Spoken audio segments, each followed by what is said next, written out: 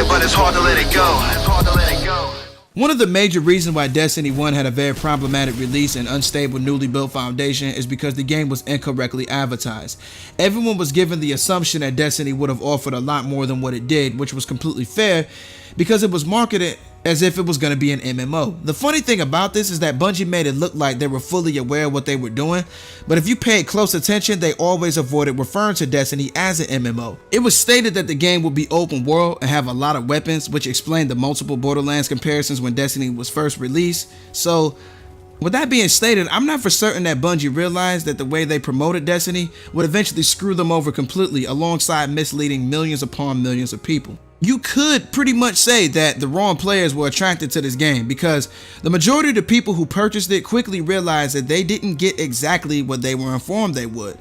Now, the quote-unquote wrong type of players comment applies to two different groups of people. I'm referring to those who thought that Destiny was going to be an open-world MMORPG like we discussed earlier, and those who thought the game would be a run-of-the-mill shooter game like Call of Duty where progression alone is enough to obtain loot. Now, this particular group of people were the ones who had the most likelihood to complain that Destiny requires too much grinding to actually accomplish anything. This belief is very much illogical because those of us who actually played Destiny in its earliest days were fully aware of how much you'd have to do just to perform some of the most simplistic tasks.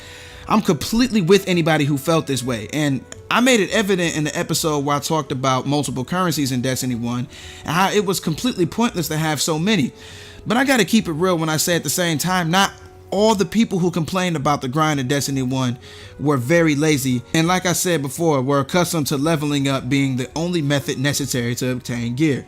They felt that it was ridiculous to actually have to work for your gear and actually progress. So it's pretty much safe to say that these people never played an RPG in their life, which makes sense because when you see or think of a first-person shooter, you don't immediately think of a role-playing game. The House of Wolves DLC played more of a janitorial role in the sense that it spent more time fixing the mistakes made in vanilla Destiny and the Dark Below.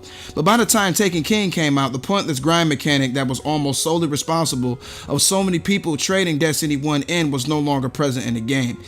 And you would only know this firsthand if you started off playing Destiny in year 1 and continued playing it throughout the year 2 era.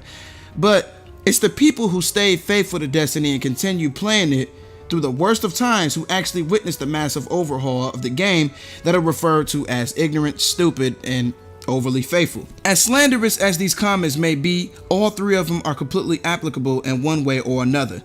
As a Destiny fan, you get called ignorant if you deny the obvious and repetitious inadequacies of the game, especially if you've never spoken up about it. People on the outside looking in will call you content and assume that you don't have a problem with the underwhelming performance of the game. You get called stupid for not looking for other games to play when Destiny was seemingly at rock bottom, especially during the content droughts. Or you would get called overly faithful for both of the aforementioned reasons. Like I said previously, all of these make sense in multiple ways, but at this point in time, being an ignorant, stupid, and overly faithful Destiny player simply gives you more stories to tell in the long run. Not sure if that's a good or a bad thing, but it's been multiple times where I've shared a few stories about year 1 with my friends who started playing the game anytime after year 1, and they reacted the same way that somebody would if they saw a horror film. Now, I've said all that needs to be said for the time being, people, and remember, if you have video requests, be sure to post them in the comment section. But until next time, Ace Lucchini over and out. Stay blessed.